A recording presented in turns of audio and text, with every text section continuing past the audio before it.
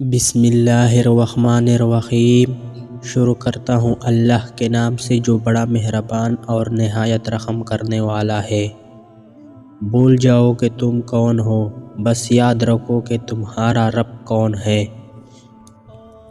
جس نے سکھ میں شکر ادا کیا اس نے دکھ میں رب کو بہت قریب پایا۔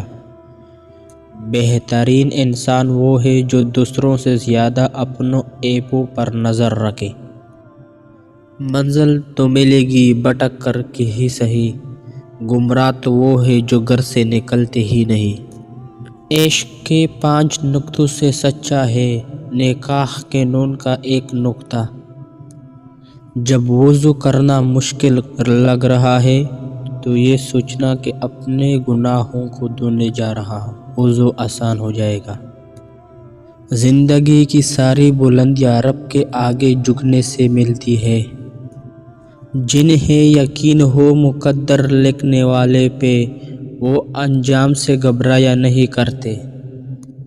جن کا بھروسہ اللہ پر ہو ان کی منزلیں کامیاب ہے۔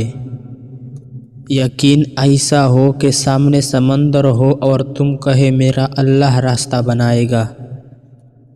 اللہ تعالیٰ کی رحمت کی نشانی یہ ہے کہ انسان کو اپنے عیب نظر آنے شروع ہو جاتے ہیں۔ شوق کا کلام لے گیا موسیٰ کے طور پر، میں کتنا بد نصیب ہو مسجد جا نہ سکا۔ میں نے کہا تھک چکا ہوں، جواب آیا خدا کی رحمت سے نا امید نہ رہو۔ صرف احساس ندامت، ایک سجدہ اور چشم تر، اے خدا کتنا آسان ہے منانا تجھ کو۔ رب وہاں سے دروازے کھولتا ہے جہاں سے گمان بھی نہیں ہوتا۔ تہجد اللہ پاک کی لاڈلی عبادت ہے، سوچو تہجد گزرا اللہ پاک کتنا لاڈلا ہوگا۔ لے مجھے بھی اپنے سجدے کرنے والوں میں، اے اللہ کب تک بھاگتا رہوں گا تجھے تیری ہی دنیا میں۔ جب بھی دعا مانگو اپنی اوقات دیکھ کر نہیں مانگو، بلکہ اپنی رب کی شان دیکھ کر مانگو۔ گناہوں سے نجات وہی پاتا ہے جو اقرار جرم کر لے، اور ندامت کے لیے توبہ ہی کافی ہے۔ پر سکون ہے اس میں جس سے لوگ نماز کہتے ہیں۔